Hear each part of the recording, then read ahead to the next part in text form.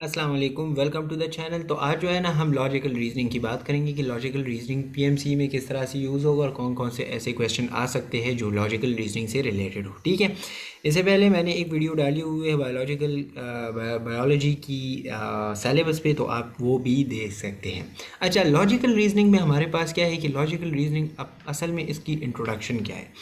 Reasoning, logical reasoning से मतलब ये है कि ये आपकी एबिलिटी को एनालाइज करेगा, आपके स्किल को, आपकी क्रिटिकल थिंकिंग को, आपका जो सोचने का तरीका है उसको एनालाइज करेगा on the basis of some question के बेस पे।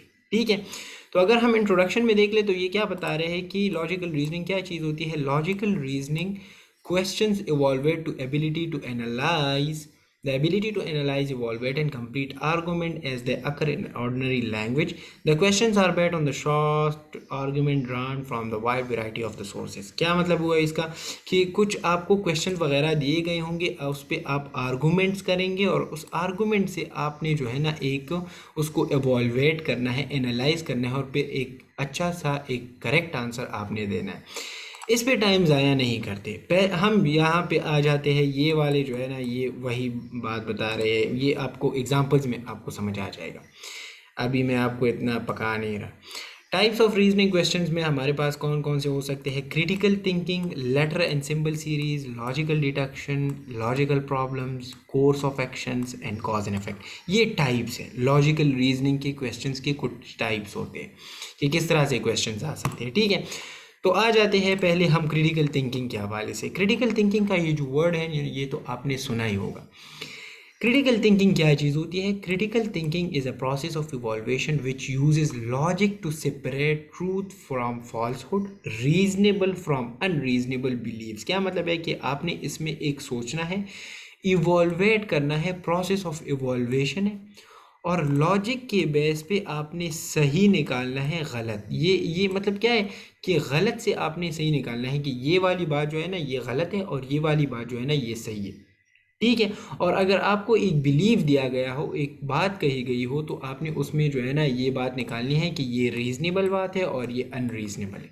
तो सच और झूठ का जो है ना मतलब आपने उसको निकालना है। सैम्पल क्वेश्चन यहाँ पे क्या दिया गया है। Read the following passage then decide whether the three statement below are true. एक क्वेश्चन यहाँ पे दिया गया है और फिर उसके ऑप्शंस दिए गए हैं। ठीक है, उस पे आपने डिसाइड करना है कि जो स्टेटमेंट्स हैं ना वो क्या है, वो ट्रू है, प्रॉबेबली ट्रू है, इनसफिशिएंट डेटा टू से ट्रू और फॉल्स है, प्रॉबेबली फॉल्स है या फॉल्स है, ये आपने डिसाइड करना है। ठीक है, अब ये जो पहला वाला क्वेश्चन है ना ये इन्होंने पता नहीं किस तरह से, ऑप्शंस तो नहीं दिए गए हैं लेकिन यहाँ पे हम इसको खैर इवॉल्वेट कर लेते हैं। Ahmed company has been successfully, अब ये क्वेश्चन है, Ahmed company has been successful for past 5 years. पिछले 5 सालों से अहमद की कंपनी अच्छी चल रही है। Reported profits have been rising each year with 2018 being the strongest year yet. जो प्रॉफिट है ना वो हर साल ज़्यादा हो रहा है और सबसे जो स्ट्रॉन्गेस्ट ईयर है वो कौन सा है, 2018 है। टू सेलिब्रेट, अब सेलिब्रेट का जो है ना टाइमिंग है।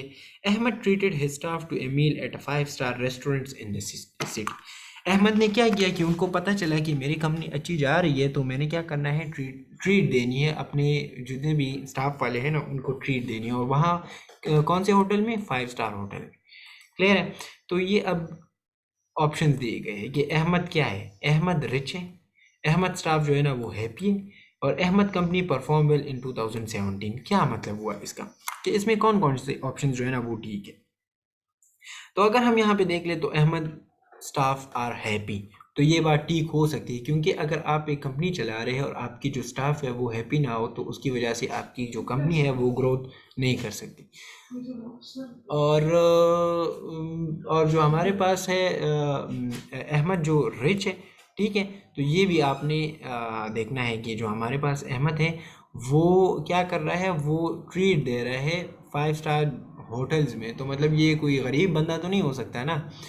अच्छा, Ahmed company perform well in 2017, क्या मतलब हुआ इसका कि अहमद की जो कंपनी है वो 2017 में उन्होंने अच्छी तरह परफॉर्म किया, लेकिन यहाँ पे अब स्टेटमेंट में बताया गया है कि 2018 में जो है ना उन्होंने सबसे अच्छी तरह परफॉर्म किया था, तो ये बात मुझे गलत लग रही है। बाकी ये दोनों जो है ना ये मुझे ठीक लग रहे हैं। अब पता नहीं इसके क्वेश्चंस किस तरह से आएंगे, यहाँ पे तो कोई क्वेश्चंस वगैरह नहीं दिए गए, तो खैर ये आगे देखते हैं। अच्छा, अब आ जाते हैं लेटर एंड सिंबल सीरीज़ की तरफ। लेटर एंड सिंबल सीरीज़ में क्या दिया होगा कि कुछ लेटर्स दिए गए होंगे एंड सिंबल्स दिए गए होंगे और उसकी बेस पे आपने क्वेश्चंस को मार्क करना है। अच्छा, letter and symbol series are sequential order of letter number and both arranged such a way that each term in the series is obtained according to some specific rules. कुछ rules के base पे आपको कुछ questions दिए गए होंगे. These rules can be based on the mathematical operation place of letter in alphabetic order. क्या मतलब हुआ कि mathematical operation के बेस पे या place of letter के बेस पे जो है ना इसको डिफ़ाइन किया गया होगा, आपने इसमें आंसर निकालना है।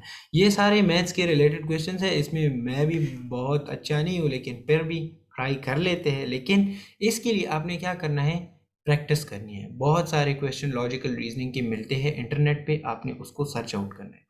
अच्छा, सैम्पल क्वेश्चन क्या है, look carefully at the sequence of the symbol to find the pattern, select correct pattern. क्या है, एक पैटर्न दिया गया है, इसमें जो है ना ई है तो उसकी डायरेक्शन है। सो ई डायरेक्टेड है एक राइट साइड पे, दूसरा है डायरेक्टेड यहाँ, और तीसरा जो हमारे पास है वो डाउनवर्ड डायरेक्शन है। तो मुझे ये वाला ठीक नहीं लग रहा। खैर, अच्छा, दूसरे में हमारे पास ई जो है ना वो टोटली डाउनवर्ड डायरेक्शन में, ठीक है। अच्छा, इसके बाद अगर हम देख ले तो E and E directed up right side, and ये वाला ई जो है ना ये ऊपर की तरफ डायरेक्टेड है। अच्छा, ये वाला जो हमारे पास है ई एंड यहाँ पे, अच्छा ये वाला मुझे ठीक लग रहा है क्योंकि ये सारे ऑप्शन जो है ना ये मतलब अगर हम ये वाला देख ले तो E and E directed right side है, लेकिन ये डाउनवर्ड है, तो मुझे ये वाला मतलब ये दोनों जो है ना डाउनवर्ड की तरफ जाएंगे। ये मेरे ख्याल में एक मैथमेटिकल रूल है। अच्छा, ये वाला आंसर मुझे ठीक लग रहा है, लेकिन फिर भी आप इसको जो है ना सर्च आउट करें कि किस तरह से ये वाला आंसर ठीक है और कौन सी जो है ना इसकी मैथमेटिकल रूल्स है, ठीक है। अच्छा, लॉजिकल डिडक्शन की बात कर लेते हैं। Logical reasoning is a type of thinking in which statements and relation between statement are use in precise manner. अच्छा, ये इसमें क्या बताया गया है कि आपको एक क्वेश्चन दिया गया होगा और उसमें आपको जो है ना कुछ मतलब आपसे पूछा गया होगा कि मिसाल के तौर पर ये वाला जो क्वेश्चन है ना, इसमें आपने ये ऑप्शन निकालना है। आप मुझे बताएं कि ये वाला ऑप्शन कौन जो है ना परफॉर्म करे। इसमें सिर्फ आपने एग्जाम्पल स्टडी करनी है, फिर आपको समझ आ जाएगा। सैम्पल क्वेश्चन क्या है, there is a family of 6 person. क्या मतलब हुआ इसका कि एक फैमिली है, अब एक सिचुएशन दिया गया है, ठीक है। There is a family of 6 person, G, J, B, E, T and Z. ये एक फैमिली है, उसमें 6 बंदे रहते हैं, ठीक है। उनके नाम ये है। देयर प्रोफेशंस आर, उसके प्रोफेशंस क्या है, teacher, writer, actor, singer, dancer and lawyer, but not respectively in the same order. Same order में नहीं है। अब बात कर लेते हैं कि कौन कौन सा जो है ना कौन सी प्रोफेशन से ताल्लुक़ रखता है। जी इज़ ए टीचर। जी हमारे पास क्या है, ये मैं यहाँ पे आपको क्लियर कर देता हूँ। जी हमारे पास क्या है, टीचर है। जेड जो है ना वो हमारे पास डांसर है। B is neither writer nor actor. B जो है ना तो वो राइटर है ना वो एक्टर है, क्लियर है। E is neither singer nor liar. E जो है ना तो वो सिंगर है ना जो है ना वो लॉयर है, क्लियर। टी हमारे पास क्या है, एक्टर है। And J is a lawyer. तो अब यहाँ पे सीक्वेंस पूछा गया होगा कि कौन सा जो है ना इसमें प्रोफेशन ऑफ लॉयर है। Who among them has a profession of lawyer. वकील इसमें कौन सा है।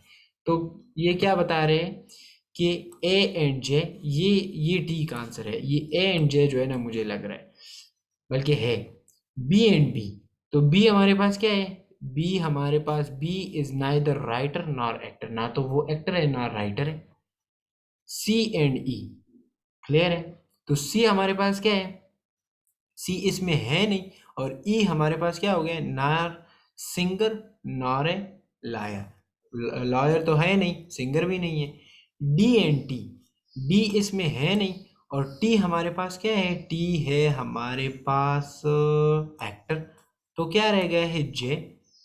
तो इसमें कुछ इस तरह के ऑप्शन दिए गए हैं कि वो इस पर्सन में है भी नहीं, लेकिन आपने उस पर कंफ्यूज नहीं होना। तो इसका करेक्ट आंसर क्या है? ए टू, मतलब जो ए वाला जो ऑप्शन है वो क्या है? जे। ठीक है। बी हमारे पास क्या है? वो है बी हमारे पास हो गया ना तो एक्टर है ना राइटर है। क्लियर है? तो ये वाला ऑप्शन भी क्लियर। और ई वाला जो है ना, मतलब वो हमारे पास क्या है? वो ना तो सिंगर है ना लॉयर है। टी जो है ना वो हमारे पास क्या हो गया? एक्टर हो गया। तो एक रिमेनिंग है, तो वो हमारे पास है ए वाला ऑप्शन, ए जे। ठीक है। ये असल में ए, मतलब ये option A B C and D, J B E T. Clear हो गया? ये आसान है। अच्छा, अब आ जाते हैं लॉजिकल प्रॉब्लम्स की तरफ। लॉजिकल प्रॉब्लम्स हमारे पास क्या है? Logical problems are puzzles which requires people to deductive reasoning skills, means they need to look at a different pieces of information in order to arrive at an answer। क्या मतलब है? एक puzzles वगैरह दिए गए हैं। अब sample question क्या है? A lullaby is a song, no song is prose, some proses are epics। क्या मतलब हुआ कि जो lullaby है वो क्या है? वो एक song है। No song is a prose, एक song भी prose नहीं होता। Some proses are epics। क्या मतलब हुआ इसका? कि some proses जो है ना वो epics होते हैं। क्लियर? तो अब इसमें ऑप्शंस दिए गए होंगे। कंक्लूजन क्या निकला इसका? सम प्रोजेज आर सॉन्ग्स, क्या ये ऑप्शन ठीक है? Some epics are lullabies, some songs are lullabies. तो इसमें कौन सा जो ऑप्शन है वो ठीक है? तो मेरे ख्याल में इसमें ठीक ऑप्शन जो है ना वो सम सॉन्ग्स आर लुलाबीज। लुलाबीज असल में उसको कहते हैं जो स्मूथ एंड रिदम वाली सॉन्ग्स होते हैं ना, तो उसको हम लुलाबीज कहते हैं। ठीक है। तो ये तीसरा ऑप्शन मुझे ठीक लग रहा है। ठीक है। तो यहाँ ये which one of the following is the most appropriate in above case, तो only two, some epics are lullabies. ठीक है। एपिक्स असल में उसको कहते हैं जो हिस्ट्री रिलेटेड हो, और लुलाबीज तो है ना वो तो रिदमिक एंड स्मूथी साउंड्स को कहते हैं। ठीक है। तो बी वाला जो ऑप्शन है ओनली 3। अच्छा, कोर्स ऑफ एक्शन क्या चीज होती है?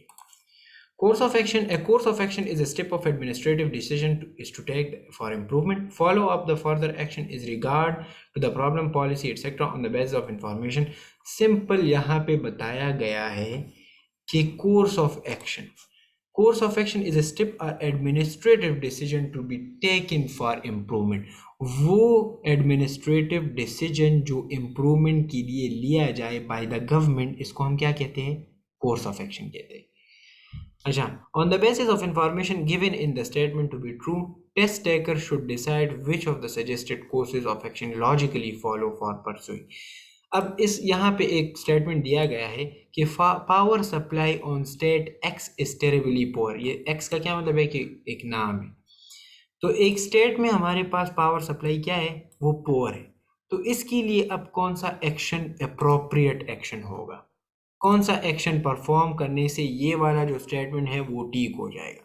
तो दो ऑप्शंस दिए गए हैं। वापडा should urgently take action against power thief. जो बिजली चोरी करते हैं वापडा को चाहिए कि वो एक्शन ले उनके खिलाफ। तो क्या उससे पावर सप्लाई जो है ना वो ठीक हो जाएगी? अब इसको हम नीचे देखते हैं। The government should generate more power. जो गवर्नमेंट है उसको चाहिए कि वो बिजली की पैदावार को ज़्यादा करे। तो अब इसमें पूछा गया होगा कि ये वाला ऑप्शन ठीक है या ये वाला, या ये दोनों गलत है या ये दोनों ठीक है। तो ऑप्शंस में अब देखते हैं कि ये क्या पूछे। If only one is most appropriate, क्या मतलब हुआ? कि ओनली जो वन वाला ऑप्शन है ये मोस्ट अप्रोप्रिएट है। If only two is most appropriate, या सिर्फ दूसरा वाला जो है ना वो ठीक है। तीसरा क्या है? If either one or two is most appropriate, if neither one or nor two is most appropriate, if both one and both two is most appropriate. क्या मतलब हुआ कि जो हमारे पास सी वाला जो ऑप्शन है ना, कि पहला वाला ऑप्शन और दूसरा वाला जो ऑप्शन है वो क्या है हमारे पास? अच्छा, ये वाला, if both one and two are most appropriate. क्या मतलब हुआ? If either one and two are most appropriate, दोनों का क्या मतलब है? कि या तो एक या दोनों। तो मतलब क्या है यहाँ पे? कि बोथ वन एंड टू, दोनों हमारे पास क्या है? वो अप्रोप्रिएट है। अगर वापडा बिजली चोरों के खिलाफ मुजाहिमत करेंगे तो उसकी वजह से भी क्या होगा? पावर सप्लाई ठीक होगी। दूसरा हमारे पास government should generate more power, government को चाहिए कि वो पावर को जनरेट करे तो उससे गरीब लोगों को पावर सप्लाई बिजली जो है ना वो मिलेगी। तो इस तरह के क्वेश्चन कोर्स ऑफ एक्शन कहलाते हैं। अच्छा, कॉज एंड इफेक्ट क्या चीज़ होती है? तो कॉज एंड इफेक्ट असल में क्या है कि एक चीज़ का दूसरी चीज़ पे इफेक्ट होना। क्लियर है? कॉज वजह और इफेक्ट इफेक्ट होना। Cause and effect is a relationship between two things when one things make something else happen, कि एक की वजह से दूसरा चीज़ जो है ना वो हो जाए। When examining events people naturally seek to explain why things happen. The search often result in a cause and effect reasoning, which asserts or denies that one thing caused another and that one thing is caused by another। क्या मतलब हुआ इसका कि मिसाल के तौर पर मैं यहाँ पे आपको एग्जांपल देता हूँ। मिसाल के तौर पर आपने फ्रिज में कुछ सामान रखा है, ठीक है, और बिजली आपकी ख़राब हो गई है। ये आपको मैं अभी एग्जांपल दे रहा हूँ, ठीक है। तो अगर आपकी बिजली ख़राब हो गई है और बहुत टाइम के लिए आपकी बिजली ठीक ना हो, तो जो फ्रिज में आपका जो सामान पड़ा हुआ है वो ख़राब हो जाएगा ना। तो अगर आपसे कोई पूछे कि इस सामान की वजह क्या है, ठीक है, अब कॉज क्या है इसकी, तो कॉज क्या है कि जो बिजली है ना वो ख़राब हो गई। तो ये हमारे पास कॉज हो गया। अब इस कॉज की वजह से इफेक्ट क्या आया है, कौन सा असर आया है? तो आपने ये बताना है कि जो फ्रिज में हमारा जो जितना भी सामान था वो ख़राब हो गया है, तो ये इस कॉज की वजह से ये वाला असर आया है। इसको हम कॉज एंड इफेक्ट कहते हैं। सैम्पल क्वेश्चन क्या है? अच्छा, सैम्पल क्वेश्चन में पूछा गया है कि the standards of living of people of the average income group has been rising since the last 2 year. जो लिविंग सॉरी जो स्टैंडर्ड ऑफ लिविंग है ना, जो लिविंग का जो तरीका है, एवरेज इनकम ग्रुप की जो लिविंग तरीक़ेकार है वो पिछले 2 साल से बेहतर हो चुकी है। ये एक स्टेटमेंट हुआ। दूसरा स्टेटमेंट हमारे पास क्या है कि Pakistani economy has been showing a significant growth. Pakistan की जो इकोनॉमी है उसमें क्या हो गई है, ग्रोथ आ गई है, वो अच्छी हो गई है। तो इसमें कॉज एंड इफेक्ट क्या है, कॉज क्या है और इफेक्ट क्या है? क्या पहला वाला हमारे पास कॉज है या दूसरा इफेक्ट है, या दूसरे वाला कॉज है या पहले वाला इफेक्ट है? तो ये आपने अब मालूम करना है इन दो स्टेटमेंट्स में। So statement 1 is the cause and statement 2 is the effect. ये बता रहे हैं कि स्टेटमेंट 1 जो है ना वो कॉज है और दूसरा हमारे पास क्या है, स्टेटमेंट 2 इज इफेक्ट है, असर है। तो ये गलत है। Statement 2 is the cause and the statement 1 is its effect. क्या मतलब हुआ? अब ये वाला जो आंसर है ना, ये एक अच्छा आंसर है, ये ठीक आंसर है। अब मैं इसको एक्सप्लेन कर देता हूँ कि इसका मतलब क्या है। पाकिस्तान की जो इकोनॉमी है, पाकिस्तान की इकोनॉमी क्या हुई, अच्छी हुई ना। तो अगर एक मुल्क की इकोनॉमी इम्प्रूव होगी तो जो एवरेज इनकम ग्रुप के लोग हैं उसकी स्टैंडर्ड ऑफ लिविंग क्या होगी, इम्प्रूव होगी।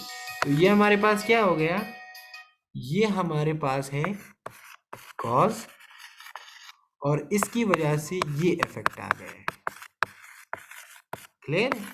तो ये बी वाला जो ऑप्शन है ये हमारे पास क्या हो गया कि statement 2 is the effect, sorry statement 2 is the cause, economy अच्छी हुई, स्टेटमेंट 1 इज द इफेक्ट। ठीक है, तो इस तरह के कुछ क्वेश्चंस वगैरह आ सकते हैं। बस आप इसको इस तरह करें कि आपने क्या करना है, आपने इसके लिए प्रैक्टिस करनी है और दुआ करनी है कि बस इसको आप सॉल्व करें। इसके 10 क्वेश्चंस होंगे, 10 क्वेश्चंस में आपने कोशिश करना है कि आप इसको टिक करें। ये थोड़ा सा जो है ना टेक्निकल होता है लेकिन आसान होता है। ठीक है, चैनल को सब्सक्राइब करें और जितने भी MD कैट के स्टूडेंट्स हैं उनके साथ शेयर करें। अस्सलाम वालेकुम।